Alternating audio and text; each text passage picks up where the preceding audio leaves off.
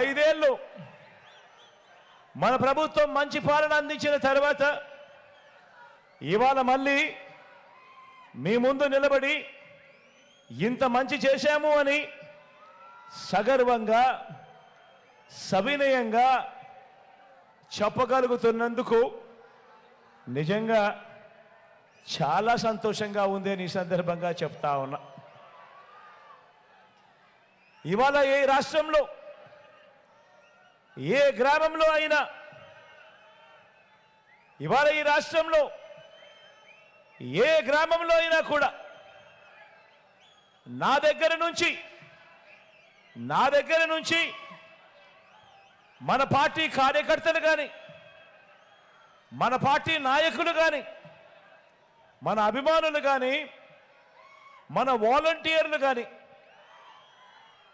ప్రతి ఇంటికి వెళ్ళి గడచిన ఈ 58 నెలల్లో ఇంటింటికి మీకు మంచి జరిగి ఉంటే, ఇంటింటికి మీకు మంచి జరిగి ఉంటే మీ జగన్కు, మీ బిడ్డకు, మన ప్రభుత్వానికి, వైఎస్ఆర్సీపీ ప్రభుత్వానికి అండగా తోడుగా నిలబడండి అని ఆత్మవిశ్వాసంతో ఈరోజు ప్రతి ఒక్కరూ కూడా ప్రతి గడపకు వెళ్ళి అడగగలుగుతా ఉన్నారు అని అంటే దానికి కారణం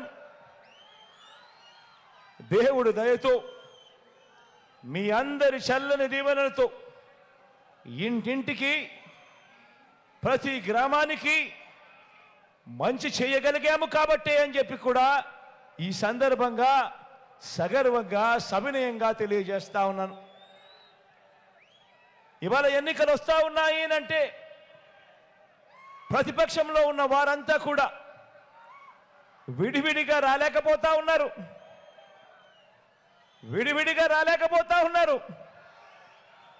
ఒంటరిగా పోటీ చేసే ధైర్యం ఏ ఒక్కరికి కూడా లేదు.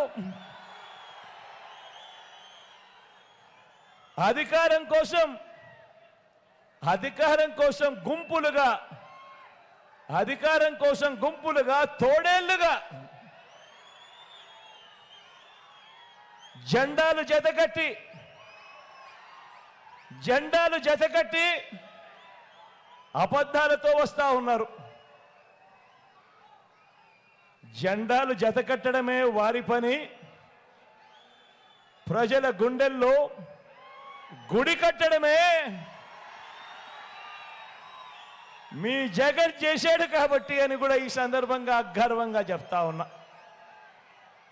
ఈరోజు నేను చెప్తా ఉన్నా, ఇంత మంచి జరిగింది కాబట్టి ప్రతి గుండెలోనూ మీ బిడ్డ ఉన్నాడు, మన ప్రభుత్వం ఉంది, మన వైఎస్ఆర్సీపీ ప్రభుత్వం ఉంది. అందుకే ఈరోజు నా ఒక్కడి మీద ఎంతమంది దాడి చేస్తా ఉన్నారో చూడండి.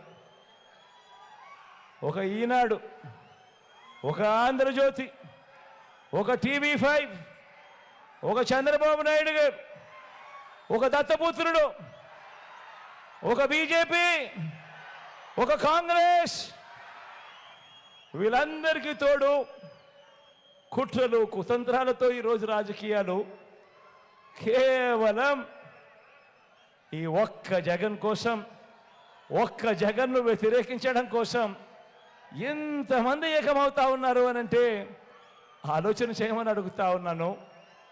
మీ జగనే గనా ప్రతి ఇంటికి మంచి చేయకపోయింటే, మీ జగనే గనా మేనిఫెస్టోలో చెప్పిన ప్రతి హామీని కూడా నెరవేర్చకపోయింటే, మరి ఇంతమంది తోడేళ్ళు, ఇన్ని కుట్రలు, ఇన్ని మోసాలు, ఇన్ని జెండాలు జతకట్టి కేవలం ఒకే ఒక్కడి మీద ఇంతమంది వస్తా ఉన్న పరిస్థితికి కారణం ఏమిటి అని ఆలోచన చేయమని అడుగుతా ఉన్నా. కానీ వాళ్ళందరికీ కూడా తెలియని విషయం ఒకటి ఉంది. ఇంతమంది జతకట్టి వచ్చినా కూడా వాళ్ళందరికీ తెలియని విషయం ఒకటి ఉంది. 99 మార్కులు తెచ్చుకున్న స్టూడెంట్ 99 మార్కులు తెచ్చుకున్న స్టూడెంట్ పరీక్షలకు భయపడతాడా అని అడుగుతా ఉన్నాను.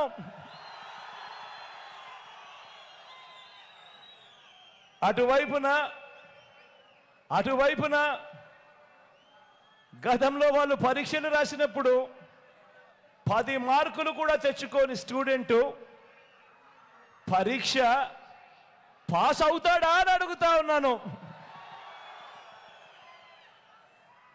ఎన్నికల మేనిఫెస్టోను ఓ బైబిల్ గాను, ఓ ఖురాన్ గాను, ఒక భగవద్గీత గాను భావిస్తూ ఏకంగా 99% వాగ్దానాలు నెరవేర్చిన